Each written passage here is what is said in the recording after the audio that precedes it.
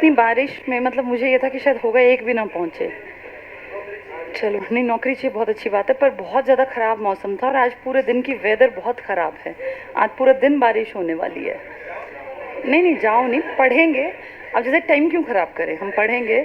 मेरी भी क्लास है, परिमल सर की भी क्लास है, रीजनिंग की भी क्लास है, करंट अफेयर्स की सारी क्लासेस एलसीस चलेंगी। सुनील सर नहीं पहुंच पाए, उनकी नहीं हो पाएगी, कोई नहीं।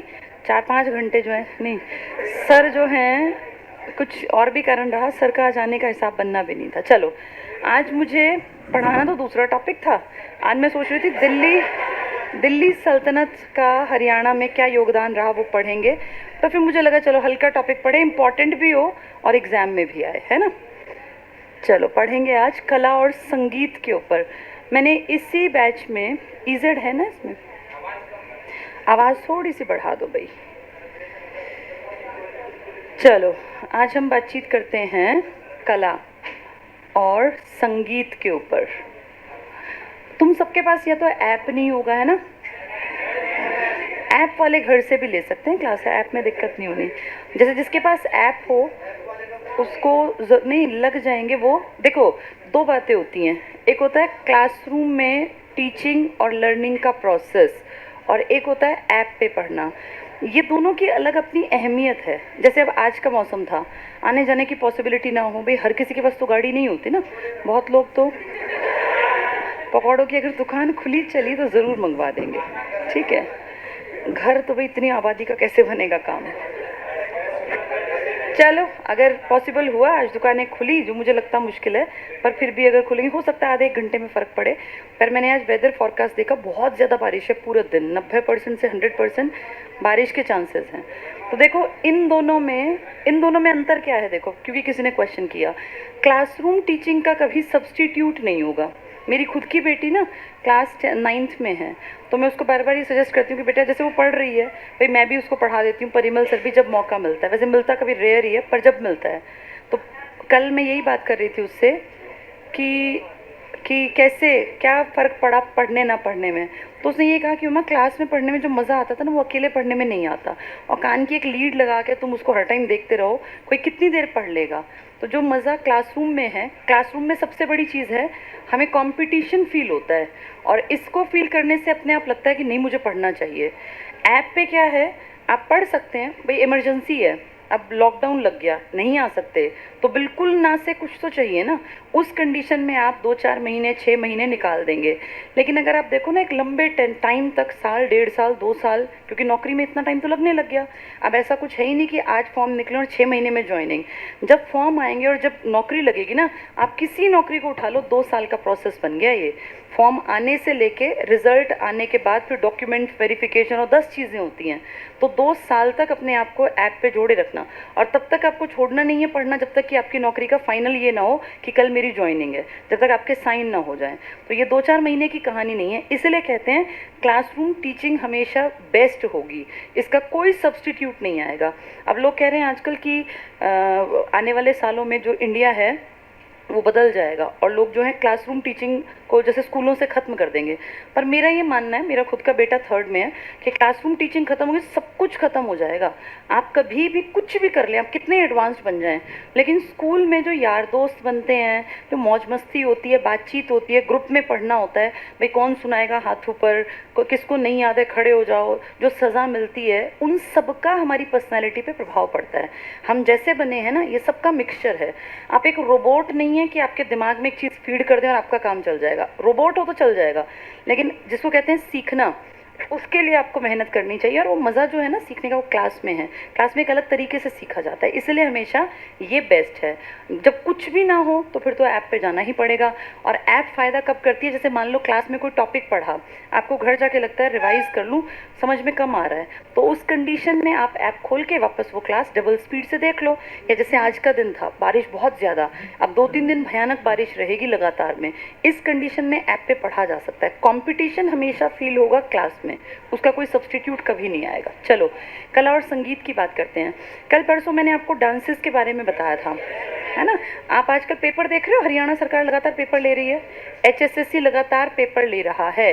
HSSC के अब 4-5 पेपर हो गए, इन सब में क्वेश्चंस आए हैं, सब में, हर टॉपिक से। जैसे मैंने आपको नदियाँ कराई, नदी हर एक पेपर में आनी ही आनी है, ऐसा नहीं कि अजूबा है कि कैसे आगे, आनी ही होती है, 100% आने वाले टॉपिक में होती है नदी। और ऐसे ही बिजली परियोजनाएं, कल पेपर में एक क्वेश्चन आया, हरियाणा बिजली विभाग की स्थापना कब हुई, तो सन पूछ लिया गया, 1997, वो 67 वाला नहीं, वो था वितरण, पता नहीं कौन सा दिया हुआ था, 97, 98, 99, 2000 याद कराए थे ना ये। पर इसमें एक बहुत बड़ी दिक्कत पता है क्या है, हरियाणा को अगर आप गूगल पे सर्च करोगे ना, तो अभी जैसे घर जाके देखना, तुरंत लिखते ही कल वाले क्वेश्चन की मुझे एज इट इज़ लैंग्वेज तो नहीं याद, पर 97 ऊपर है, लेकिन जब आप उसको डिटेल में पढ़ते हैं तो आपको पता चलता है कि बिजली का कामकाज कब शुरू हुआ, 1998 में। तो इस लाइट आ गई क्या, तो ये AC भी ऑन कर दो, मतलब जनरेटर चलाया है या वैसे ही आ गई है, अच्छा लाइट ही आ गई है, चलो बहुत अच्छी बात है। अब देखो दूसरा क्वेश्चन रहा वन्य जीव अभयारण्य का, साइंस, ये जो बच्चे हरियाणा वाले इनके लिए बता रही हूँ मैं, वन्य जीव अभयारण्य हमने डिटेल में किए थे ना, इसके ऊपर क्वेश्चन आ गया, किसी में कोई जगह पूछ ली, किसी में कुछ पूछ लिया, किसी में कह दिया कौन सा संवेदनशील नहीं है, तो ये टॉपिक 100% आने वालों में से टॉपिक है। तीसरा जो बार बार आ रहा है, जैसे ये एक तो झाबुआ वाला मुझे याद आया, पूछ लिया, एक संरक्षित वाला आ गया, तो इस तरह से क्वेश्चन आ रहे हैं बार बार। इसके अलावा कृषि पे क्वेश्चन उठ रहा है, डांसेस पे क्वेश्चन उठ रहा है, ये बेसिक है जिसको तैयार करके ही करके जाना है। एक हरियाणा की हिस्ट्री से भी क्वेश्चंस आ रहे हैं, तो ये सारा एक महीने में कवर नहीं होता, लेकिन जो बच्चे हमारे पास जनवरी में पढ़ रहे थे या दिसंबर में जब ऐप में कोर्स लॉन्च हुआ था अक्टूबर में, एक तो उनका सिलेबस पूरा है, और एक जो बच्चे यहाँ पढ़ रहे थे नवंबर, दिसंबर, जनवरी, फरवरी, मार्च, मैंने लगातार 3-4 महीने हरियाणा जी के पढ़ा के सब कुछ पढ़ा दिया था। कल पेपर में आया हुआ था तरु दिवस कब मनाते हैं, कल परसों कराया था। हाँ, तो ये क्वेश्चंस आ रहे हैं, इन पे नज़र रखनी चाहिए, जो पेपर में लगातार आते भी यही हैं। लेकिन ऐसा भी हो सकता है कि जब तक तुम्हारा पेपर आए, जब तक ये सारे क्वेश्चंस पूरे हो जाएं, फिर उनको क्वेश्चन ना मिले और फिर वो कहें कि भैया उठा के सारे का सारा करंट अफेयर्स डाल दो। ये लक बाय चांस की बात है कि किसके पेपर में क्या मिला। अभी जो आ रहा है वो तुम्हारे सामने बता रही हूँ, ये सारी चीज़ें आ रही हैं। कला और संस्कृति पे क्वेश्चन है, संगीत पे इसलिए तुम्हें करा रही हूँ। कल वो घराने का भी आया हुआ था, कौन से मेवाती, ग्वालियर बताया था ना ये, तो ये कल पेपर में था। यानी कला के ऊपर लगातार डांसेस मैंने आपको बताया, ये वाला कौन सा था, एक तो वो धमाल था और एक ये छठी वाला था, तो यहाँ रोज़ आ रहे हैं क्वेश्चंस। ठीक है, थोड़ी देर तो इसको खोलना पड़ेगा भाई, जब तक कि कूलिंग ना हो क्लास में, थोड़ी देर क्यों, इसका टेम्परेचर कम करवा दो, मिनिमम पे करवा दो। चलो अब हम आज बातचीत कर लेते हैं कला और संगीत की, ये हमारा टॉपिक है। इसका एक पार्ट मैंने आपको करा दिया, डांसेस वाला, नृत्य वाला। कला का मतलब होता है आर्ट। हरियाणा बहुत रिच नहीं है आर्ट में, क्योंकि मैंने आपको बताया भैया हमें काम था खेती का, और खेती मांगती है मेहनत, किसानी का काम था यहाँ पहले से। जब आदमी बहुत मेहनत कर लेगा तो उसको बिल्कुल शौक नहीं होगा कि मैं ड्राइंग बनाऊं, पेंटिंग बनाऊं। ये सब तब की बातें हैं जब आप फ्री होते हैं, तभी आप ये सब करेंगे। तो कला के नाम पे हरियाणा में कोई बहुत ज़्यादा ऐसा नहीं है। जैसे राजस्थान को देखें तो कला से पूरा भरा हुआ है, उनका तो बहुत बड़ा टॉपिक है, तरह तरह की पेंटिंग्स और तरह तरह की कलाएँ। आपके यहाँ भी टॉपिक है, पढ़ ज़रूर लेते हैं, लेकिन आप कला में बहुत रिच नहीं थे। आप स्टार्टिंग से खेती में, मेहनत कश मजदूरी और खेती करने वाले यहाँ लोग थे। तो कला के नाम पे, संगीत के नाम पे आपका लोकल म्यूज़िक है और लोकल ही आपकी कलाकारी है। जैसे मधुबनी है बिहार साइड में, तो वो उनका एक अलग इंटरनेशनल लेवल पे पहचान है। हमारी कला के नाम पे थोड़ी बहुत अगर हम देखें तो ठीक है, हमारे यहाँ स्थापत्य कला से शुरू करते हैं। स्थापत्य का मतलब क्या होता है?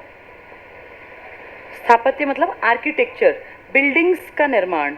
आपके यहाँ बहुत बड़ी बड़ी बिल्डिंग तो कोई है ही नहीं, ना आपके यहाँ कोई ताजमहल, ना कोई लाल किला, ना ही कोई आपके यहाँ कुतुब मीनार, ये सब दिल्ली में है या फिर आगरा में। लेकिन इनसे आपने भी बहुत कुछ सीखा, आपके उस टाइम के राजाओं ने। और आपके यहाँ काम कर रहा है पूरे इंडिया में ASI, archaeological survey of India, जिसका नाम अब धरोहर भवन रख दिया मोदी जी ने, दिल्ली में इसका हेडक्वार्टर है। ये ASI जो है ना आपका, इसने आपके हरियाणा के भी कुछ इंपॉर्टेंट साइट्स को गोद ले लिया कि भाई हरियाणा तो इनकी केयर करेगा नहीं, ये तो किसानी और खेती में है, हम इसकी केयर करेंगे। तो आपके 23 साइट्स, पेपर में ऐसे क्वेश्चंस आ जाते हैं, 23 साइट्स हरियाणा के किसने एक तरह से गोद ले लिए? ये पैसा खर्च करता है, मेंटेनेंस कराता है, वहाँ की लाइटिंग, वहाँ का टूरिज्म, कैसे उसका रास्ता बढ़िया बनाएं, कैसे उसको एयरपोर्ट से कनेक्ट करें या कैसे उसको बसों से कनेक्ट करें। तो एएसआई आपके 23 साइट्स पर काम कर रहा है। और क्या हुआ मुझे बता दो। हाँ, इसका पहला हेडक्वार्टर कलकत्ता में था जब ये हुआ ना। एक्चुअली एएसआई की अकल हमें थी ही नहीं, हमें तो ये अंग्रेज़ों ने सिखाया। अंग्रेज़ों को शौक था पुरानी चीज़ों को बचाने का, उनको सेफ रखने का। तो जब आपके यहाँ 1900 की स्टार्टिंग हो रही थी ना, तो आपके यहाँ पे एक डिपार्टमेंट बनाया, आर्कियोलॉजिकल सर्वे ऑफ इंडिया, और उस टाइम पे लॉर्ड कर्जन के टाइम में इसमें काम हुआ। और फिर धीरे धीरे करके एएसआई ने आपके पुराने राजाओं के टाइम की बिल्डिंग्स को, जैसे जो जो खंडर टाइप थी, इनको थोड़ा रेनोवेट किया, सुंदर बना दिया, और कहा ये एक आर्कियोलॉजिकल सर्वे ऑफ इंडिया एक हेडक्वार्टर बना देते हैं। और क्योंकि आपकी पहली राजधानी क्या थी? कलकत्ता, तो इसीलिए एएसआई का दफ्तर भी, हेडक्वार्टर भी कहाँ बनाया? कलकत्ता। ये वो दौर था जब आपके यहाँ हड़प्पा भी खोजा गया 1921 में, 22 में। तो इसने तो खोजा सब कुछ, इसी के अधिकारी, इसी के अफसर गए, और छोटी छोटी बिल्कुल जैसी ये होती है ना हमारे घर में, ये क्या बोलते हैं इसको, सुई, इस तरह के उनके पास सारे औजार, मिट्टी को हाथ से हटाना, कुरेदना चीज़ों को और निकालना, ये सब इसका था। हमारे यहाँ इतनी फालतू के टाइम ना हमारे पास थे, ना हमें समझ में आना था, इसने हमें सिखा दिया कि भाई ऐसे काम करना चाहिए। तो एएसआई, लेकिन आपकी राजधानी फिर दिल्ली आई, तो दिल्ली में आपको म्यूजियम बड़े बनाने पड़े, भाई विदेशी घूमने तो राजधानी में आएंगे ना, तो आप सारी इंपॉर्टेंट चीज़ों को उठा के कहाँ शिफ्ट कर लाए? दिल्ली, जो कि पहले कहाँ थी? चाहे वो सुप्रीम कोर्ट था वो भी कलकत्ता में था, आपका दिल्ली आ गया। ऐसे ही आपकी राजधानी कवर चेंज होने के बाद आपने एएसआई को भी आज अगर कहेंगे तो कहाँ है हेडक्वार्टर? दिल्ली। और उसका नाम क्या रख दिया? भाई ये हमारी पुरानी हेरिटेज है, तो इसका दिया धरोहर भवन, इसके हेडक्वार्टर का। इस एएसआई ने दिल्ली को बहुत सुंदर बना दिया। आज जो दिल्ली इतना सुंदर है, दिल्ली में लोग कुतुब मीनार, कुतुब कॉम्प्लेक्स में जाते हैं, कभी आप जाओ तो देखना, अच्छा एहसास देता है वो। ऐसा नहीं कि वो बिल्डिंग तब से ऐसी ही है, टूटी फूटी खराब हुई, पैसा खर्च किया, उसको दोबारा रेनोवेट किया, और इस तरह से उस धरोहर को आज तक बचा के रखा है आर्कियोलॉजिकल सर्वे ऑफ इंडिया ने। इसने आपके यहाँ भी साइट्स देखी, भाई आपके यहाँ गुड़गांव था, हांसी हिसार था, पृथ्वीराज चौहान की कचहरी थी, किला था आपका, गोहाना में था, दुनिया भर में, मतलब हरियाणा में बहुत सारे। तो इसने 23 साइट्स को कहा कि इन पे हम पैसा खर्च करेंगे, यहाँ की सारी रखवाली, मेंटेनेंस, इनकम, जितना खर्चा आएगा हम देंगे। तो 23 साइट्स किसने गोद ले ली? अब एएसआई काम कर रहा है, धीरे धीरे आपकी स्थापत्य कला में विकास हो गया, सुधार हो गया। तो धरोहर अब आपकी हरियाणा में भी बची हुई हैं। जैसे एक बहुत बेसिक सी बात अगर मैं करूं, तो आपके यहाँ एक मीनार मिलती हैं थोड़ी थोड़ी दूरी पर, जिसको कहते हैं कोस मीनार। कोस आप सब जानते हैं, एक दूरी मापने की एक यूनिट है ना, एक यूनिट है। और आप ये भी जानते हैं कि एक बहुत बड़ा आदमी था जिसका नाम था शेर शाह सूरी, जिसका कि दादा का नाम है इब्राहिम सूरी। इसके नाम का मकबरा आपको पता है महेंद्रगढ़, है ना, नारनौल में। इस शेर शाह ने एक बहुत लंबा रास्ता बनाया, और ये इसके ऊपर भी क्वेश्चन था, NH2 हरियाणा के किस शहर से नहीं गुजरता, ऐसा क्वेश्चन आया था अभी 2-3 दिन से जो एग्जाम चल रहे हैं ना इनमें। तो ये जिसने नेशनल हाईवे कर रखी है क्लास, उसके लिए आसान था, वो देखते ही टिक कर देगा। जिसने नहीं पढ़ रखी हो फंसेगा। वैसे भी कॉमन सेंस है, NH1 और 2 बिल्कुल सीधे जाते हैं आपके दिल्ली, फिर आपके हरियाणा फरीदाबाद में से और इसमें से निकल के यूपी मुड़ते हैं। तो ये बहुत इंपॉर्टेंट है, हाईवेज का टॉपिक भी पेपर से पहले मैं करा दूंगी। शेरशाह सूरी ने एक बहुत बड़ा रोड बहुत बढ़िया बनवाया, और ये पाकिस्तान से सोच लो आज स्टार्ट करके, और आपके हरियाणा से दिल्ली पहुंचता था, और दिल्ली से फिर ये हरियाणा घुस के और ये यूपी से होते हुए और बंगाल तक जाता था, कलकत्ता के आगे तक। तो इस पूरे रूट को आपने 2 नेशनल हाईवेज का नाम दिया, एक नेशनल हाईवे नंबर 1 और एक नेशनल हाईवे नंबर 2। आज इसी को ऐड करके और बहुत सारे और जोड़ के आपने कह दिया NH44। NH44 में NH75, 26 और 1, 2, 7 बहुत सारे आ गए, 6-7 आ गए हैं। तो NH44 जो आज सबसे लंबा है, पहले इसको कवर करने में कई कई महीने लगते थे, जैसे 10 दिन लग गए, 20 दिन लग गए, और राजाओं को जाना ही पड़ता, कभी कहीं विद्रोह कभी कहीं विद्रोह, भाई संभालने के लिए। तो इसने कहा कैसे मापा जाए कि हम कितनी दूर आ गए, कितना रह गया। तो इसने हर कोस पर एक मीनार, एक छोटा सा स्ट्रक्चर सा खड़ा करवा दिया कि भाई गिनते चलेंगे, 50 हो गई जी, इसका मतलब कितने आ गए हम। तब कोई जीपीएस सिस्टम तो था नहीं, तो इसने मीनारों को ऐसे खड़ा करवाया ताकि इसको या किसी भी राहगीर को, व्यापारी को आना पड़े तो उसे पता हो मैं इतने कोस आ गया, मेरा इतने कोस का रास्ता रह गया। तब ऐसे ही मापा जाता था। तो वो कोस मीनार समय के साथ साथ खराब होती गई, क्योंकि ये तो किसका समकालीन था, किसका समकालीन था, ये हुमायूं का। तो हुमायूं कोई आज का तो है नहीं। हुमायूं ने आपके यहाँ राज किया 1530 से 40 और 1555 से 56। और अगर मैं इसकी बात करूं तो 1556 में शेरशाह सूरी जो है, उससे पहले जब अकबर आया ना, उससे तो बहुत पहले मर चुका। इसके पिताजी का बाहर जाना और इसका राजा बनना, इंडिया पे राज करना, और महज 4 साल बाद 1545 में अपनी ही गलती के कारण कौन मारा गया, शेरशाह सूरी। और इस तरह से आपने देखा शेरशाह सूरी जो सिर्फ 5 साल राज कर पाया, उसने बड़ा काम कर दिया। इस पूरे रोड को गिनना बड़ा मुश्किल था, भाई कितना आ गए कितना रह गया, अब इसने आसान बना दिया। ये लगभग टाइम के साथ खराब, क्योंकि देखो 1500 अगर हम माने 40 से बननी शुरू हुई, 45 के बाद तो ज़्यादा बनी ही नहीं उससे, और आज तुम 2040 ही तो आने वाला हो गया, और 18-19 साल में 2040, तो कितने 100 साल बीत गए। इतने सालों में तो सोचो घर ही खत्म हो जाए।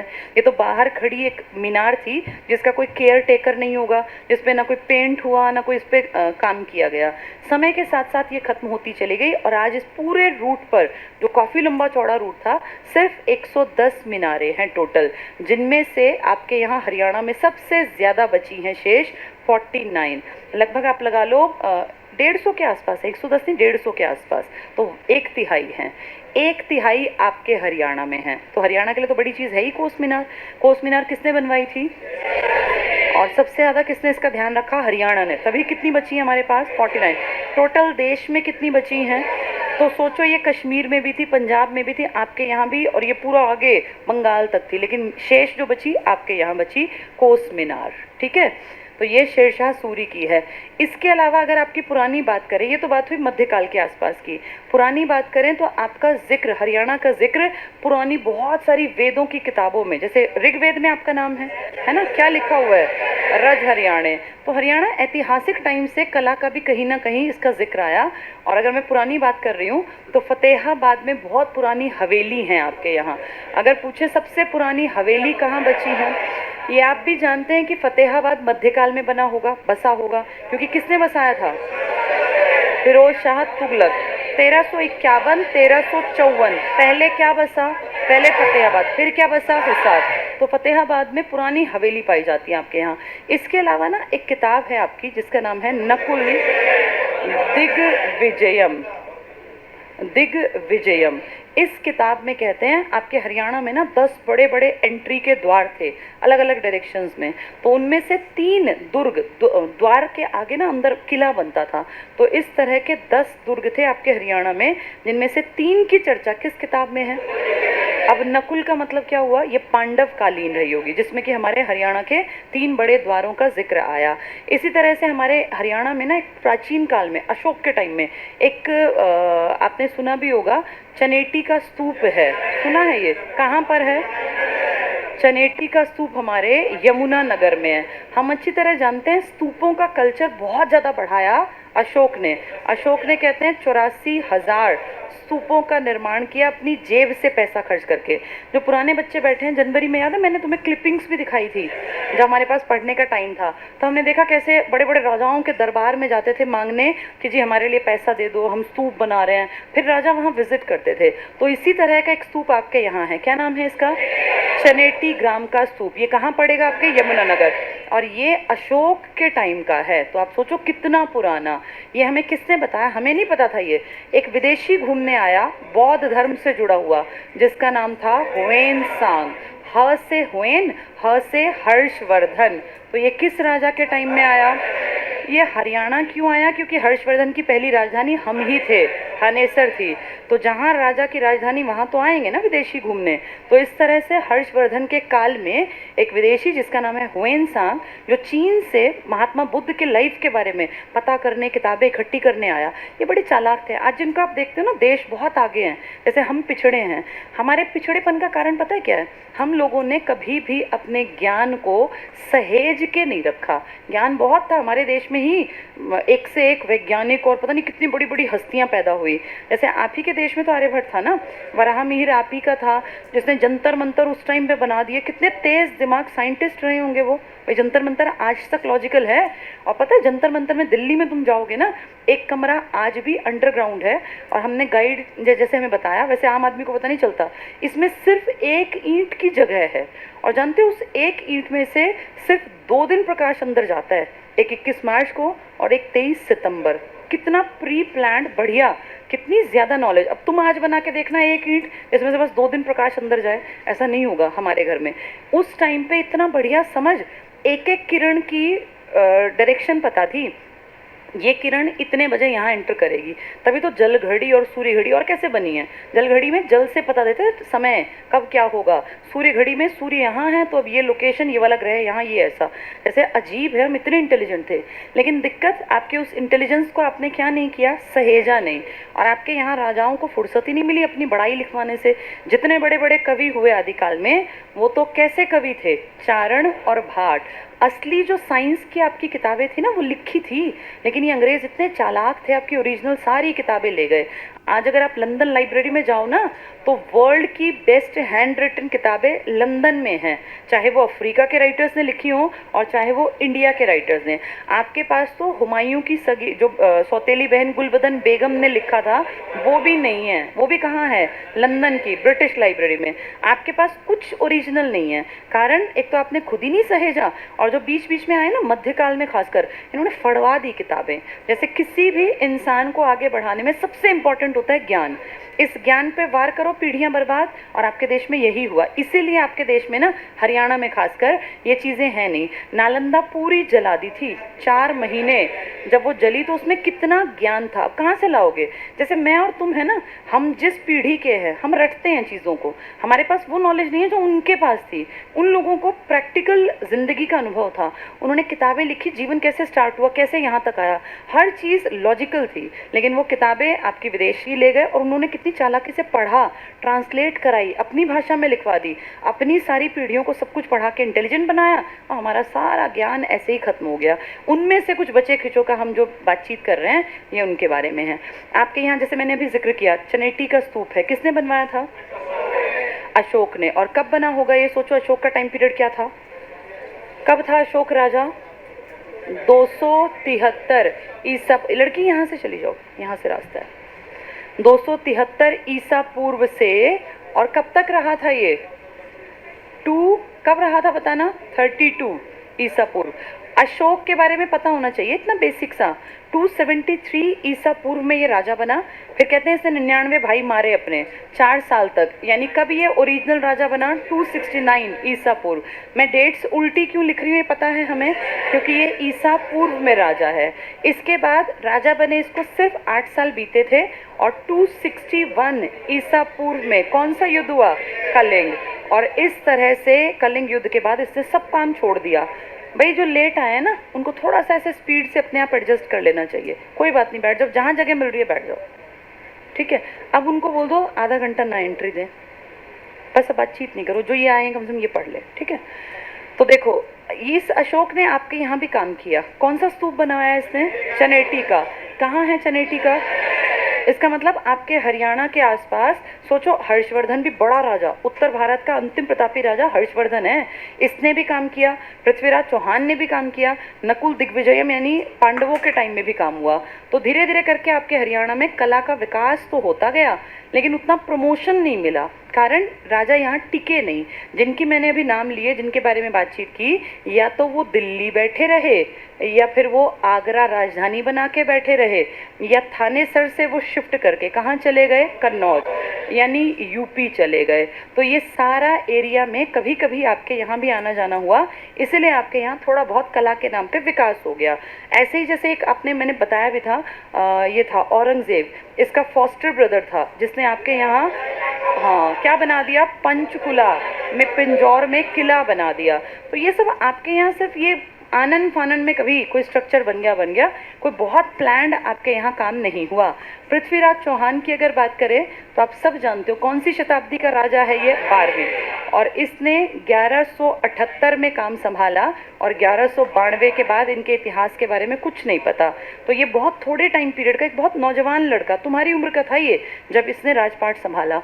और ये आपके यहाँ के अलावा राजस्थान के अजमेर, जयपुर के आसपास भी इसकी बढ़िया पैठ थी। लेकिन कोई टिकेगा तभी तो काम करेगा ना। आप ये देखो, इसको जब तक चीज़ें समझ में आने लगी तब तक आपके देश में कौन सा काल स्टार्ट होने लग गया, मध्यकाल। और इस मध्यकाल में आपके यहाँ दिल्ली की अगर मैं बात करूं तो मध्यकाल से पहले दिल्ली बस गया था। किस नाम से बसा था? ढिल्ली का। और ढिल्ली का को बसाया था एक आदमी ने, कौन से वंश का है? तोमर। इसी वंश ने आपके हरियाणा पे भी प्रभाव डाला और इसीलिए आपके यहाँ अनंगपुर नाम का एक बांध भी है जिसके बारे में मैंने आपको बताया था। अनंगपाल तोमर ने वो बांध बनवाया था, तो तोमर वंश का अनंगपाल तोमर वहीं से। फिर ये तोमर ना ज़्यादा ताकतवर नहीं थे, ये थोड़े कमज़ोर थे, इसीलिए आपके हरियाणा की बेल्ट पे, क्योंकि उपजाऊ बेल्ट थी, लड़ने लग गए 3 बड़े अलग अलग वंश के, पाल, प्रतिहार और राष्ट्रकूट। वो चाहते थे हरियाणा पे हमारा कब्जा। फाइनली आपके हरियाणा पे पाल वंश के, भाई इसके बाद फिर प्रतिहार भी आए, पाल वंश के एक आदमी थे जिसका नाम था धर्मपाल, इसने कब्जा कर लिया। आपका हरियाणा ना बीच में एक टुकड़ा, कभी उसको पाल खींचता है, कभी प्रतिहार गुर्जर और कभी राष्ट्रकूट। ये आपसे बहुत दूर हैं, आपके पास नहीं है ये, लेकिन आपके यहाँ से टैक्स ले जाने के चक्कर में बंगाल की तरफ से पाल आपके ऊपर अटैक करते हैं, यहाँ से राष्ट्रकूट आते हैं और यहाँ से गुर्जर प्रतिहार। तो ये सारे आपके ऊपर अटैक कर रहे हैं क्योंकि आपकी बेल्ट यूपी की बेल्ट है। आप यूपी, हरियाणा, पंजाब को एक मान लो, तो यहाँ जिसका राज चलेगा उसके पास टैक्स ज़्यादा आएगा, जिसके पास टैक्स ज़्यादा आएगा उसके पास सेना बड़ी होगी और उसका दबदबा बनेगा। तो आप एक त्रिगुट संघर्ष था ये, इन तीनों की लड़ाई का आप भी छोटा सा एक हिस्सा, आपके ऊपर भी अटैक लगातार होते रहे। कभी पाल आपके यहाँ पे धर्मपाल नाम से आ गया और कभी आपके यहाँ पे राष्ट्रकूटों ने, कभी प्रतिहारों। फाइनली हरियाणा पे दबदबा रहा था गुर्जर प्रतिहार। और आप आज भी देखो गुर्जर बहुत सारे लोग हैं जो आपकी हरियाणा की बेल्ट में बसे हुए हैं। यहाँ के आपको लोग एज सच नहीं मिलेंगे। इनका मेन टारगेट था टैक्स ले जाके अपनी सेना बढ़ाना, अपने हथियार बढ़ाना। ठीक है, तो इस तरह हरियाणा धीरे धीरे विकसित हुआ। कुछ अच्छी अगर मैं बातें करूँ हरियाणा में बड़े स्ट्रक्चर्स की, तो आपके यहाँ मध्यकाल में एक गुरु हुए थे और वो औरंगजेब के जो दादा थे। कौन थे इसके दादा? नहीं, इसके दादा थे, कौन थे इसके दादा? जहांगीर। जहांगीर का बेटा शाहजहां, मतलब इसके पिताजी। जहांगीर ने बाहर से एक गुरु को बुलाया जिसका नाम क्या था? शेख चिल्ली। शेख चिल्ली कहते हैं ये चलते चलते आ गए और शेख चिल्ली के इंटेलिजेंस से इम्प्रेस होके जहांगीर ने कहा आप मेरे बेटे को ना ज्ञान जो है इसको पहुंचाओ, इस तक ज्ञान जो है आप ट्रांसफ़र कर दो। तो जहांगीर का बेटा, जो इसका फेवरेट बेटा भी था, शाहजहां, शाहजहां के ने भी यही किया। जहांगीर ने शेख चिल्ली को, फिर शाहजहां ने भी अपने बेटे का गुरु बनाया। कहते हैं शाहजहां पे उतना प्रभाव नहीं पड़ा, असली प्रभाव जो पड़ा वो किस पे पड़ा? दारा शिकोह पे। कुछ लोग कहते हैं कि नहीं ये शेख चिल्ली जो है इसी के टाइम में आया। ये 2 अलग अलग किताबों में अलग अलग बातें लिखी हैं। दारा शिकोह की पर्सनालिटी पे फ़र्क पड़ा। शाहजहां ने जिसको उतनी इंपॉर्टेंस नहीं दी, लेकिन दारा शिकोह ने उनकी सारी बातें मानी और इसलिए कहते हैं कि किसका आध्यात्मिक गुरु था ये? कुछ लोग कहते हैं कि जहांगीर के टाइम में ये आया था। अब ये आया था नहीं आया था इसकी कोई क्लैरिटी तो है नहीं, लेकिन इतना पता है कि इसकी डेथ हो गई थी 1650 में। उस टाइम पे राज किसका था? शाहजहां का। और शाहजहां का फेवरेट बेटा दारा शिकोह है।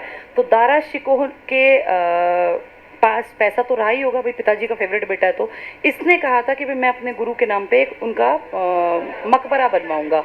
और तब शेख चिल्ली का मकबरा बना था। कहाँ बना था ये? हमारे थानेसर कुरुक्षेत्र में। तो किसी किताब में लिखा है कि ये जो है इसने बनवाया, लेकिन क्योंकि ये राजपाट में इसका नाम नहीं आता, इसने कभी राज नहीं किया भारत पे, तो पूछते हैं कि किस बड़े बादशाह ने, तो फिर किसका नाम टिक करना पड़ता है? शाहजहां। तो शेख चिल्ली के मकबरे की इंपॉर्टेंस ये है कि ताजमहल की कॉपी टाइप मान लेते हैं और कहते हैं कि हरियाणा का ताजमहल है। वैसे कुछ बहुत कोई ऐसा खूबसूरत नहीं है, लेकिन देखने में एहसास देता है ताजमहल का, तो इसलिए इसका नाम क्या पड़ गया? हरियाणा का ताज। हरियाणा का ताज। इससे मुझे याद आ गया, कल मुर्रा के ऊपर भी एक क्वेश्चन था, मुर्रा निम्न में से क्या है? तो उसमें हाँ, उसमें ऑप्शंस यही थे कि औरतों के द्वारा धारण किए जाने वाला कोई ज्वेलरी है या कोई इस तरह की अजीब अजीब से क्वेश्चन। तो ये ध्यान रखना कि हरियाणा का ताज कौन सा है? शेख चिल्ली का मकबरा। किसका गुरु है ये जिसने उसको मान्यता दी? दारा शिकोह किसका बेटा है? किस बादशाह के टाइम में बना? बादशाह पूछा तो शाहजहां, क्योंकि मरा उसके टाइम में है। फिर ये 1658 में जाके शाहजहां का राज खत्म होगा, तब तक तो ये बन बना के पूरा फेमस हो चुका था। ठीक है, यहीं पे आपके यहाँ मुगल काल की स्टार्टिंग में कौन आया था? पहला मुगल कौन था आपके यहाँ? जैसे ये तो हम एंड पढ़ रहे थे, पहला मुगल कौन था? बाबर।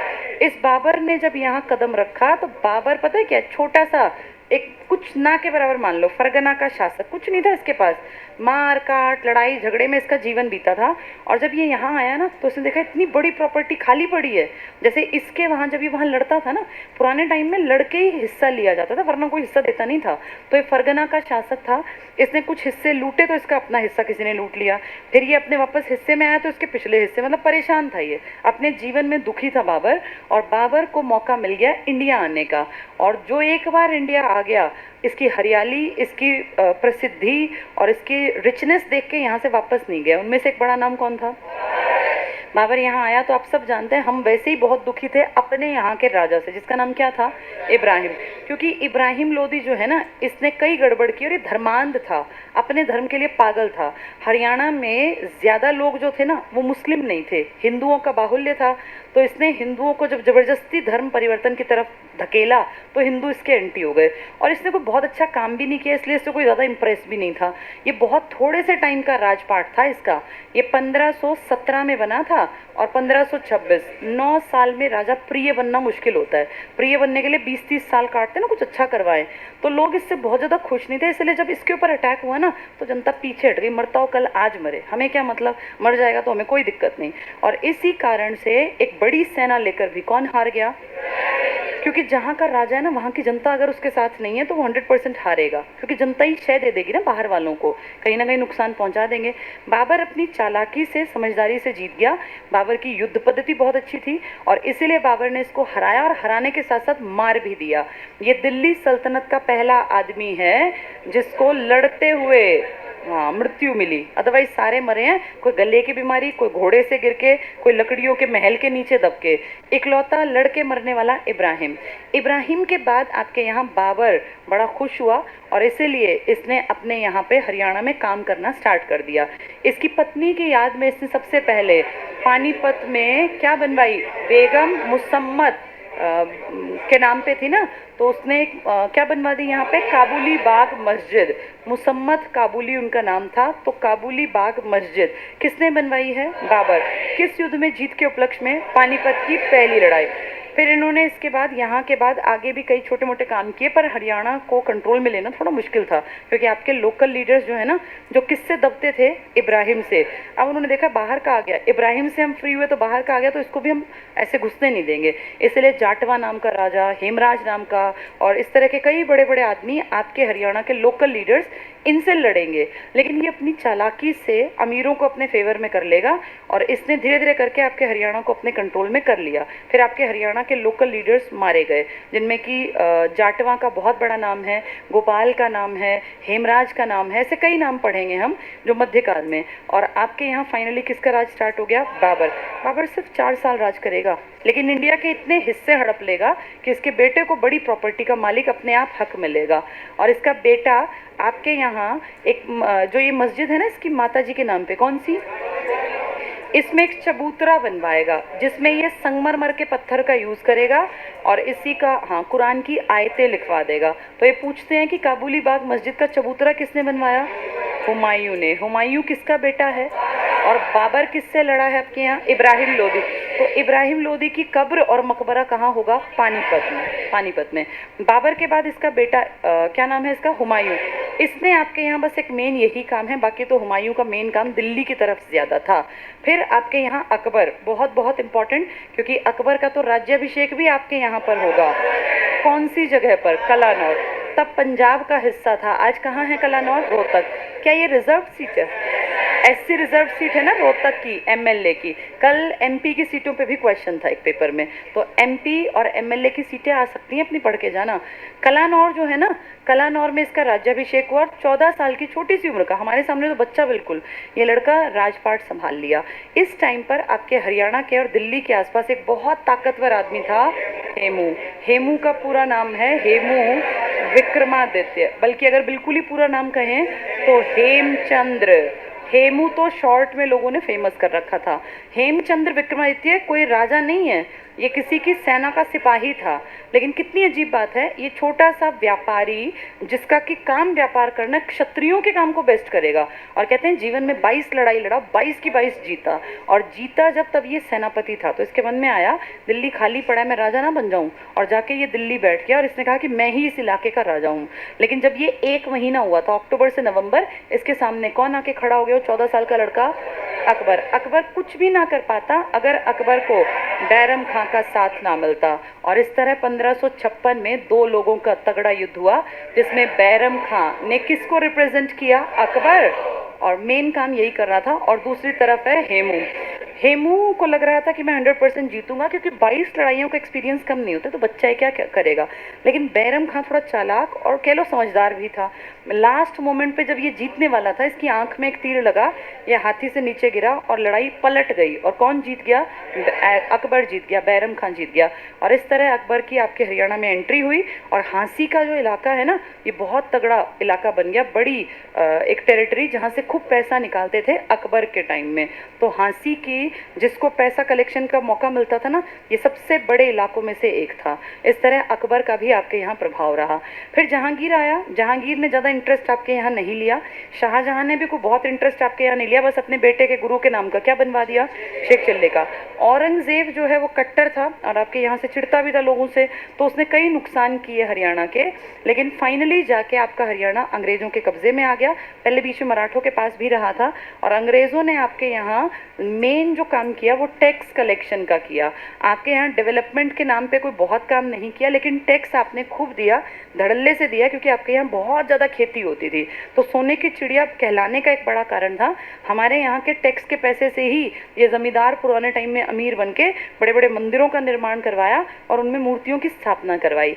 आपके हरियाणा में एक मूर्ति बहुत फेमस थी, चक्र स्वामी। एक बहुत जैसे 8-8, 10-10 फुट के आदमियों की फोटो भगवान के रूप में, और उनके हाथ में चक्र, जैसे भगवान श्री कृष्ण का सुदर्शन चक्र है ना, उनका कोई नाम नहीं लिखा, आपने नहीं लिखा कृष्ण है विष्णु, लेकिन सुदर्शन चक्र टाइप चक्र बना के ये चक्र स्वामी की आदम कद की मूर्तियां, जहां थोड़ा गरीब राजा थे उन्होंने पत्थरों की बनवा दी, जो अमीर थे जिनके पास टैक्स ज्यादा आता सोने की बनवा दी। तो एक टारगेट बना लिया विदेशी लोगों ने, जब उनको पता चला कि आपके पास बहुत पैसा है, सोना खड़ा है आपके मंदिरों में, कि हम लोग किसको लूट ले? मंदिरों को। और फिर जहां जहां पत्थर की मिलती इनको नष्ट करते, और जहां सोने की मिलती उसको अपनी बैलगाड़ियों में लाद के और अपने देश निकल जाते। इस तरह से कला के नाम पे आपकी सारी चीजें खत्म करते चले गए। वैसे तो बहुत ज़्यादा था ही नहीं कुछ, लेकिन जितना था वो भी खात्मे की तरफ है। और अब थोड़ा बहुत बचा खुचा एएसआई काम कर रहा है कि वो डेवलप हो जाए, उसके बारे में थोड़ा सा पढ़ लेते हैं। चलो आज किताब भी पढ़ लेंगे, लेकिन किताब इसी में से पढ़ा देती हूँ, किताब अपने आप फिर पढ़ लेना। हरियाणा का कला और संगीत संस्कृति का पार्ट होते हैं, ये कल्चर का। देखो पहला पॉइंट, हरियाणा सांस्कृतिक दृष्टि से समृद्ध है, ऐसा तो हम कहेंगे। रियलिटी क्या है? कुछ नहीं ज़्यादा, लेकिन हम क्या कहते हैं? भैया समृद्ध। हम क्यों लिखें कि हम समृद्ध नहीं? हम कहते हैं हम तो बहुत आगे हैं। और विभिन्न कलाओं और सांस्कृतिक गौरव को धारण किए हुए अपनी हमेशा बड़ाई करनी चाहिए, चाहे हमें पता हो कि कुछ भी नहीं है। दिव्यावदान, दिव्यावदान क्या है? एक किताब। आपके यहाँ महात्मा बुद्ध आए थे क्या कभी? महात्मा बुद्ध का पूरा सर्कल यही तो था, महाजनपद। क्या आप महाजनपद का हिस्सा थे? कितने महाजनपद थे? आप किसका हिस्सा थे? कुरु। तो कुरु महाजनपद में कभी ना कभी घूमते फिरते ये भी आए होंगे। खैर इनके आने के साक्ष्य इतिहास में हैं, लेकिन ये बहुत रुके नहीं आपके यहाँ। हो सकता है आपके यहाँ लोग सुनते ना हो इतनी बातें, तो ये ज़्यादातर रहे अपना कौशल के आसपास, श्रावस्ती जो इनका पैतृक इलाका था। भाई आदमी जब बड़ा बन जाता है तो सबसे ज़्यादा काम वो करना चाहता है अपने, जहाँ माँ बाप, जहाँ दादा दादी पुरानी पुश्ते रही हों, तो ये वहीं घूमे। आपके यहाँ आए, उससे जुड़ी कुछ बातें आपके इतिहास में हैं। इसके बाद कई इनके फॉलोअर्स आपके यहाँ आए, तो एक किताब लिखी गई है दिव्यावदान। दिव्यावदान किस धर्म की है? बौद्ध धर्म की। तो दिव्यावदान में वर्णित है रोहतक नगर। इस रोहतक की महिमा बहुत है, ये हर जगह लिखा हुआ है। नकुल दिग्विजयम में भाई कहते हैं इतना सुंदर शहर था, बिल्कुल हरा भरा, और यहाँ बिल्कुल हरियाली चारों तरफ, जहाँ नजर जाए इतना सुंदर बसा हुआ कि इसका वर्णन जितने लोग आए ना उन्होंने किताबों में किया। जैसे सोनीपत का वर्णन हर जगह नहीं है, कहीं कहीं है, हर जगह नहीं, लेकिन रोहतक का वर्णन हर जगह किया गया। एक तो वैसे भी हरियाणा के मध्य में था, बिल्कुल हरा भरा, बहुत सुंदर। उस टाइम का रोहतक सिर्फ आज का रोहतक नहीं था, तब ये काफ़ी बड़ा था, यानी आसपास की जागीरें भी इसी की प्रॉपर्टी थी। तो दिव्यावदान जो कौन से धर्म की है? बौद्ध धर्म की। इसमें रोहतक नगर की नगर योजना प्लानिंग, यहाँ के बारे में कलात्मक, ये विजिबल है सबको? तो कलात्मक विशेषता का एक नमूना है कि आपका सबसे सुंदर बहुत उस टाइम का कौन सा शहर था? रोहतक। इसके बाद है कला एक व्यापक संप्रत्यय है, इसके बारे में जानकारी देने के लिए भागों में बांट दिया। पहला है हरियाणा में स्थापत्य कला, आर्किटेक्चर, बिल्डिंग्स। तो आपके टाइम में अब आप देख रहे हैं बहुत पुरानी बिल्डिंग भी हैं, मध्यकाल की भी हैं और प्रेजेंट की भी हैं। भारतीय पुरातात्विक सर्वेक्षण ASI, archaeological survey of India, जिसके हेडक्वार्टर का नाम है धरोहर भवन दिल्ली में, इसने हरियाणा में कितने स्मारकों को संरक्षित थे? आपके यहाँ हैं बहुत सारे, लेकिन इसने पैसा लगाया 23 में। हरियाणा की स्थापत्य कला को प्राचीन काल, मध्यकाल और ब्रिटिश कालीन स्थापत्य में विभाजित किया गया। आपके यहाँ पहले कैंट थोड़ी थे, अंग्रेजों ने कैंट बनाया ना। कहाँ बनाया? अंबाला कैंट। कल पेपर में था क्वेश्चन, अंबाला कैंट कब बना? अंबाला कैंट बना है 1843 में, शिफ्ट हुआ है। बना कब था? 1841 में। कब बना था? 1841। 41 से पहले इस पे काम हुआ, लेकिन इसकी जो लॉजिकल डेट मानी जाती है 1841। 41 से फिर ये ट्रांसफ़र कर दिया 43 में। और देखो सुनो, उसी के साथ एयरफोर्स कैंप बना दिया अंग्रेज़ों ने, क्योंकि उनको पहाड़ियों में कई बार जैसे एयरफोर्स की ज़रूरत पड़ती। और ये क्वेश्चन कल था 1848 में यहाँ पहली हवाई पट्टी बनी थी। कहीं लिख लो, ये दोबारा कहीं रिपीट होगा। ये 1848 में अम्बाला में एयरफोर्स कैंप बना। और पहली, भाई एयरफोर्स है तो उनको हवाई जहाज़ तो उड़ाने पड़ेंगे ना, तो पहली एयर स्ट्रिप बनी, पहली हवाई पट्टी। लिखो 1848 में, कहीं भी लिख लो जहां तुम देख लो, रोज नजर में आ जाए। अम्बाला में एयरफोर्स कैंप। आपके दो ही तो एयरफोर्स कैंप फेमस हैं, दोनों रिजर्व सीटें MP की, अम्बाला और सिरसा। देख लो, अम्बाला में एयरफोर्स स्टेशन 1848 में बना। 18 नहीं, सॉरी 1948, मैंने 18 बता दिया, 1948। 1848 में अंग्रेजों के टाइम में 41-43 में काम हुआ था। लिखो एयरफोर्स स्टेशन जो हमने बनाया अपना, अंग्रेजों ने बनाया था लेकिन उतने बड़े लेवल पे नहीं। दोबारा सुन लो, फिर एक दो गलती करेंगे, एक बार सुन लो इसको। देखो मैं लिख देती हूँ, उसको देख के लिख लेना। देखो EZ नहीं चला, ये सामने से लिख लो। हाँ, बोर्ड पे देख के इसको लिख लो। 1841, 1843 और 1948। ये अंग्रेज़ों के टाइम में क्या बना था? 1841 में अम्बाला नहीं, पहले करनाल लिख लो। करनाल में क्या बना था? कैंट, जहाँ इनकी सेना और फौज थी। फिर 1843 में कहाँ चला गया ये? अम्बाला। अम्बाला में शिफ्ट हो गया, शिफ्ट। और 1948 में आपने अपना पर्सनल पैसा लगा के, अंग्रेज़ों ने भी काम किया था लेकिन उतना नहीं, आपने अपनी एयर फोर्स की हवाई पट्टी बनाई, जहाँ पे आपको ज़रूरत पड़े तो आपको हवाई जहाज़ या इस तरह का पड़ोसी पाकिस्तान गड़बड़ करे तो आपको यहाँ से अटैक करना आसान रहे। हवाई पट्टी, एयरफोर्स। एयरफोर्स स्टेशन दो ही हैं आपके यहाँ, कहाँ कहाँ? अम्बाला और सिरसा। अब एक आधा, अब भी 1848 मत लिख लेना, 1843 तक ये है। उसके बाद 1848 में काम हुआ था, लेकिन आप मान्यता इसको देंगे, ठीक है? क्या था? बहुत सारे हरियाणा की मेन पट्टी जो, नहीं, क्वेश्चन ज़्यादा पूछा था। क्या पूछा था क्वेश्चन? होती है तो या तो ये वाली पट्टी कर देती, भिवानी की साइड वाली सारी पट्टी। क्या क्या था? देखो फरीदाबाद में तो कपास नहीं होती ज़्यादा, पलवल को कहते हैं कॉटन सिटी, लेकिन कपास बहुत ज़्यादा वहाँ भी नहीं है। इस राजस्थान की पट्टी में है, जो ऑप्शन में हो तो फिर भिवानी टिक करना पड़ेगा। अगर पूछ रहे हैं कहाँ ज़्यादा, पहला नंबर हमेशा भाग के जाना होता है सिरसा। सिरसा ना मिले तो उसके साथ लगती पट्टी में मिलेगा कहीं ना कहीं। चलो लिख लिया ये वाला क्वेश्चन। अच्छा वापस जल्दी से आ जाते हैं। चलो हम पढ़ रहे थे एयरफोर्स अम्बाला कैंट। ये देखो प्राचीन काल में, तो पहला पॉइंट है इसका, राज्य के शहर में तो हो गया ना। सबसे पुरानी हवेली कहाँ है? फतेहाबाद। फतेहाबाद किसने बसाया? कौन से सन में बसाया? यमुना नगर में नर नारायण गुफा, बहुत इंपॉर्टेंट, पुराने टाइम की है, वैदिक काल की, जब भगवान वगैरह हुआ करते थे। नर नारायण गुफा स्थित है, प्राचीन समय की वास्तुकला का बेस्ट नमूना है। तो पूछे नर नारायण गुफा कहाँ है? यमुना नगर में। राज्य में 10 प्रसिद्ध दुर्गों का उल्लेख मिलता है, 3 की चर्चा किस किताब में है? नकुल। कितने दुर्ग थे आपके यहाँ? 10। 3 की चर्चा किस में आई? नकुल। नर नारायण गुफा, यमुना नगर। और पहला पॉइंट क्या था? ये फतेहाबाद। सबसे पुरानी हवेली कहाँ है? फतेहाबाद में। नेक्स्ट है मध्यकाल, यानी पुराने टाइम में कोई बहुत बड़ा कुछ तुम्हारे यहाँ नहीं मिला। हिसार का गुर्जरी महल, हिसार का बसा 1354 में। किसने बनवाया ये? फिरोज शाह तुगलक ने। यहीं पे तो वो लाट की मस्जिद भी है। कुछ लोग कहते हैं वो अशोक की मस्जिद वो था, उसने बनवा रखा था। स्तंभ, स्तूप नहीं, स्तंभ था। स्तंभ होते हैं ऐसे पिलर, स्तूप होता है गोल टॉम्ब टाइप। बाद में तुड़वा के इसने उसका नक्शा बदलवाया। तो हिसार का गुजरी महल, नारनौल का जल महल। सेकेंड जब युद्ध हुआ था ना, हमारे कौन थे राजा इंडियन?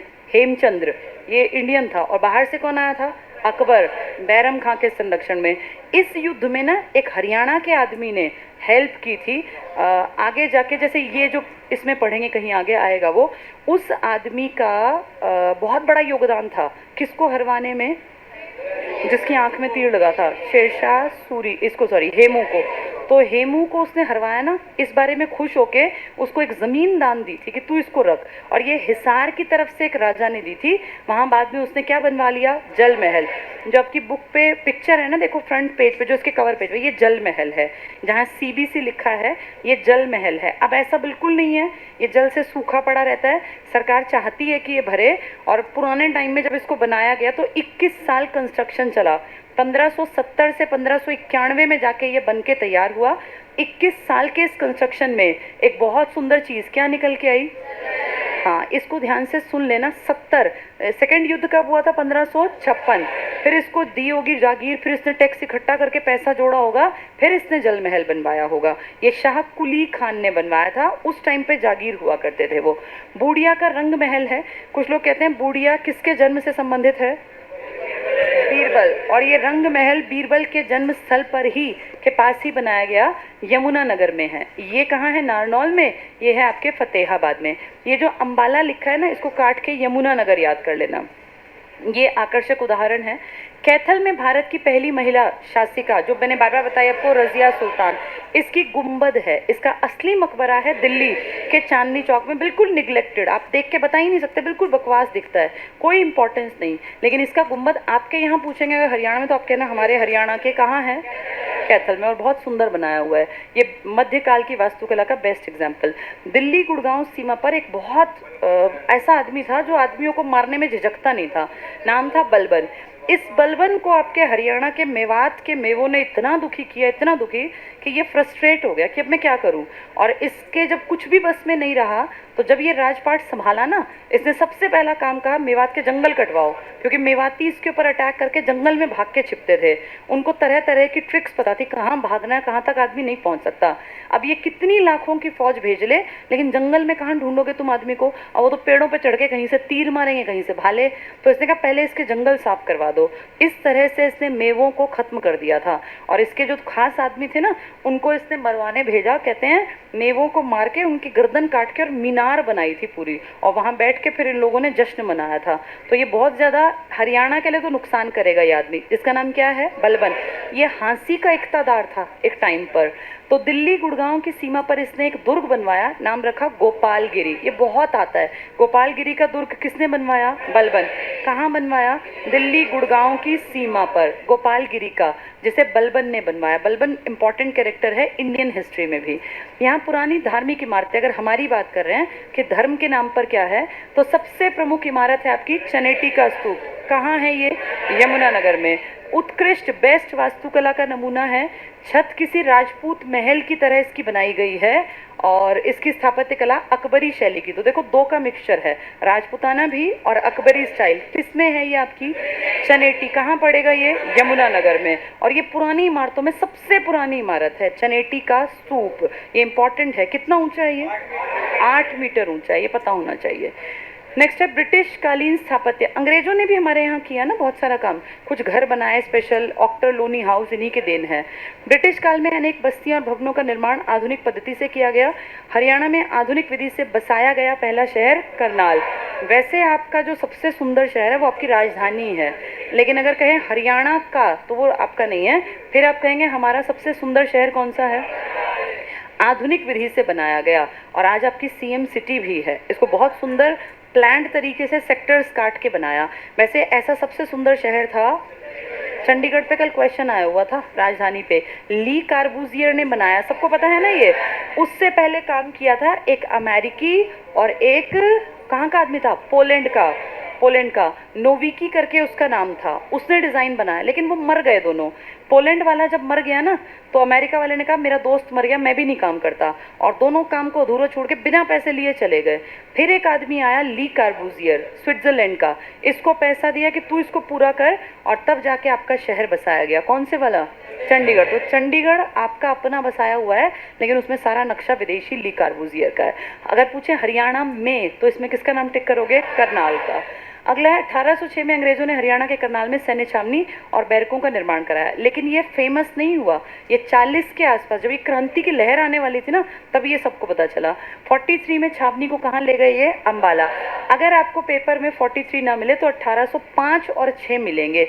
अब जो पेपर आ रहे हैं ना, कल एक और बहुत बड़ी मिस्टेक पेपर में पूछा, हरियाणा में वर्तमान में कौन सी विधानसभा चल रही है, और ऑप्शन सुन लो, ऑप्शन 8वीं 9वीं 10वीं और 12वीं। सबसे बड़ी विधानसभा 12वीं दे रखी थी। 12वीं पता है 2009 में थी तुम्हारी, 12 साल बीत गए उसको, वो क्वेश्चन अब उठा के दे दिया। यानी पेपर सेट करने वाला कितना ज़्यादा पढ़ा लिखा होगा ना, इसने सोचा कि हाँ सही क्वेश्चन, और वर्तमान लिख दिया। होना हो उसने किसी किताब को उठाया जिसमें लिखा था, कॉपी कर दिया। अब कौन सी विधानसभा चल रही है? आप देखो क्या करें हरियाणा का कुछ भी नहीं कर सकते, आप कुछ नहीं बिगाड़ सकते इनका।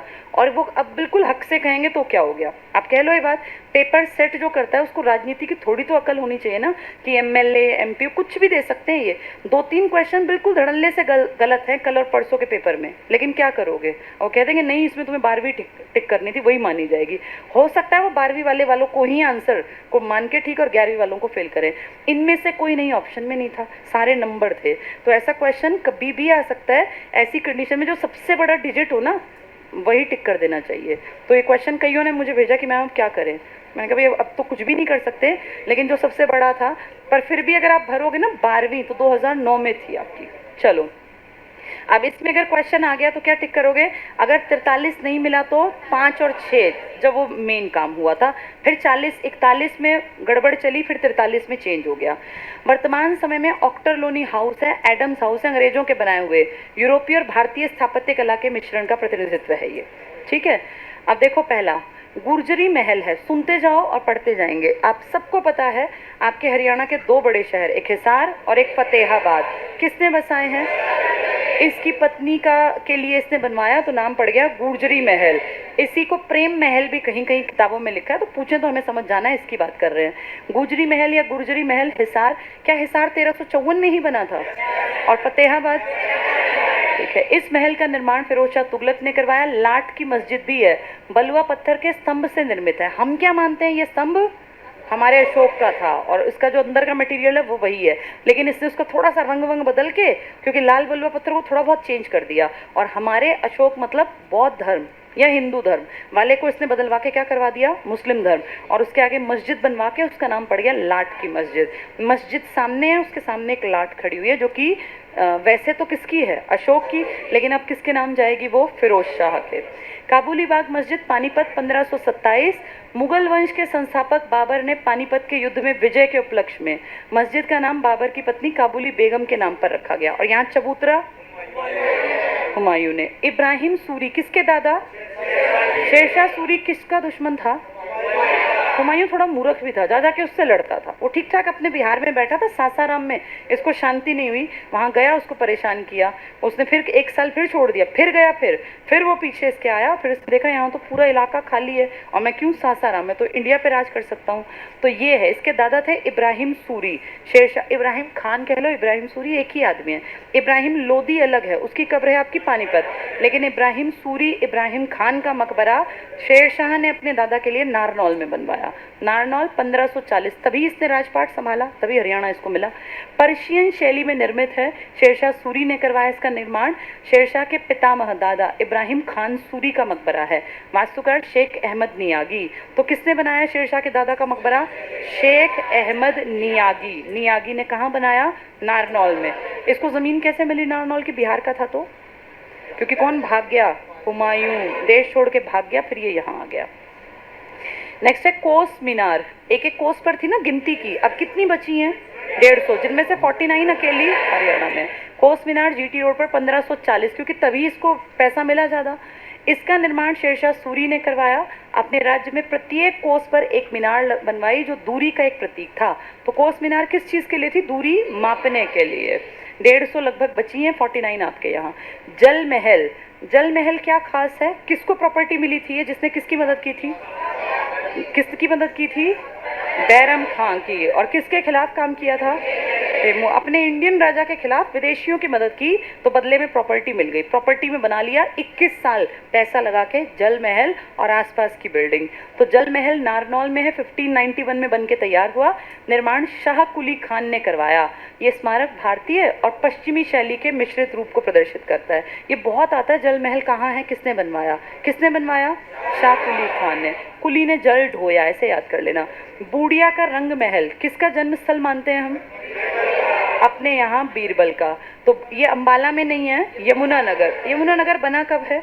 KRPY 89, उससे पहले अंबाला था। 3 मंजिल के इस महल का निर्माण शाहजहां के किसी दरबारी ने करवा दिया।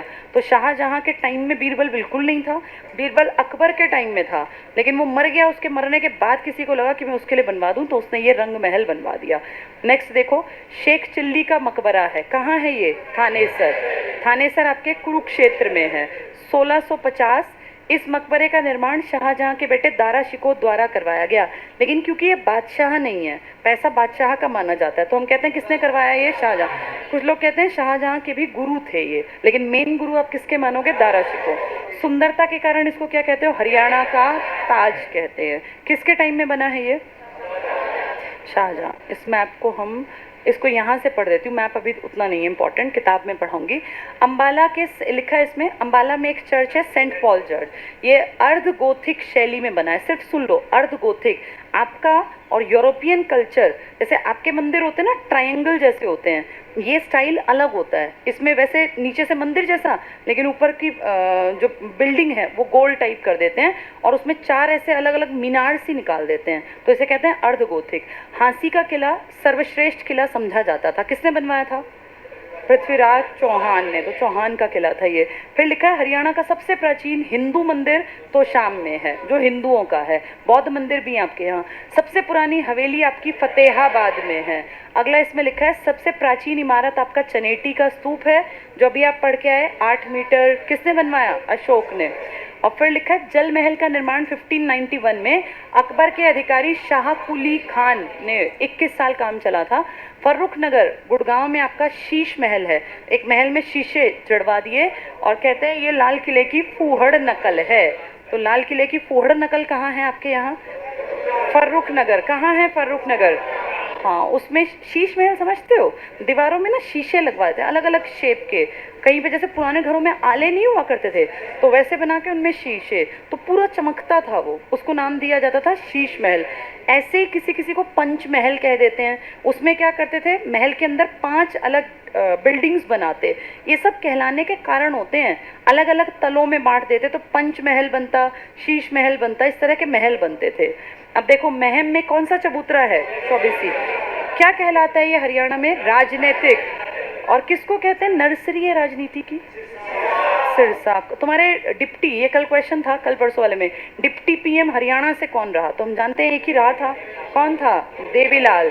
2 सनों में, 1989 और 1990। ये सब पेपर में आया है। तुम्हारे पास अगर पेपर हो तो देखना, है सब रिपीटेड क्वेश्चन है, बार बार आते हैं हर साल ये। हाँ, ये विधानसभा भी थी। ये सबसे ज़्यादा कौन रहा था? ये वाला फिर सेट मुझे भेजा नहीं हो किसी ने, मोहिंदर सिंह चड्ढा आया था। ये हमेशा आएंगे, इनको पढ़ के जाना। पर मुझे ऐसा लगता है जब तक तुम्हारा नंबर आएगा ना, तब तक ये ख़त्म हो जाएंगे और फिर करंट आएगा, तो अपनी सब चीज़ें पढ़ना। क्या है? घग्गर कौन सा मैदान बना थे? क्या क्या ऑप्शन थे? ये हाँ, नेली और बेट 2 मैदान है। जब ये भाई मेरे ख्याल तो नेली और बेट इधर वाला जो था, चलो ये कल परसों में आएगा, फिर देख लेंगे। एक्चुअली मैदान भी 2 तरह के हैं, सुन लो, मेरी सुन लो। नेली और बेट का नाम अलग अलग नदियों पे दे रखा है, उसको भी कर लेंगे। क्लासेस का ये ठीक चल रहा है? ठीक है। अब कल परसों एक काम करेंगे, जो पेपरों में टॉपिक ज़्यादा उठे हैं ना, जैसे उठे तो खैर सारे ही हैं, उनको करा दूंगी। एक तो मैं चाह रही थी हिस्ट्री थोड़ी सी पढ़ा दूँ, क्योंकि हिस्ट्री के क्वेश्चंस आ रहे हैं, मध्यकाल भी उन्होंने पूछा, एंशियंट भी पूछा, और एक खेती पे क्वेश्चन आ रहे हैं, तो वो भी पढ़ लेना चाहिए। और जब तक तुम्हारा टाइम आए तब तक करंट आएगा ना, तो मैं करंट भी पढ़ा दूंगी तुम्हें। ऐसा ना हो वहाँ जाओ पता चला एक भी क्वेश्चन आया ही नहीं। ये कोई बड़ी बात नहीं है, एक भी ना आए किताब में से। अभी जो चल रहे हैं ना, 99% क्वेश्चन वो हैं जो सबको पता थे कि आएंगे, कुछ अनोखा नहीं आ रहा। हार्डली 2 से 3 क्वेश्चन को आप कह सकते हैं टफ हैं, अदरवाइज सारे सबको पता थे कि क्वेश्चन आएगा, वो आ रहे हैं। लेकिन ऐसा कितने दिन चलेगा? अगर 2 पेपर और हो गए 2-4 शिफ्ट के, तो क्वेश्चंस खत्म। फिर इतनी जल्दी रिपीट नहीं करेंगे इन क्वेश्चंस को, अगले साल रिपीट करेंगे। तो अपनी तैयारी ऐसी रखना, करंट भी अच्छा तैयार कर लेना।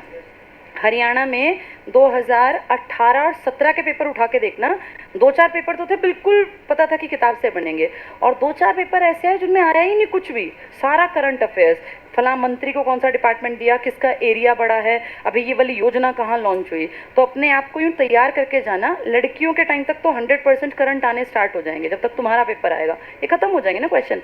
लड़कों का पेपर जल्दी है, लेकिन SI तक तुम्हारा भी ये सब खत्म हो जाएगा। जो ये बेसिक जनरल क्वेश्चन है ये सब खत्म होके फिर करंट पढ़ लेना अपना, दोनों पढ़ना, क्या पता वो आ जाए। अच्छा, आगे ओल्ड जनरल से है, ठीक है, फटाफट से इसको खत्म करते हैं। 24वीं चबूतरा रोहतक में है, इसको क्या कहते हैं, किसने बनवाया था ये? सूदो कलाल। और रोहतक में इसको क्या कहते हैं? स्वर्ग का झरना।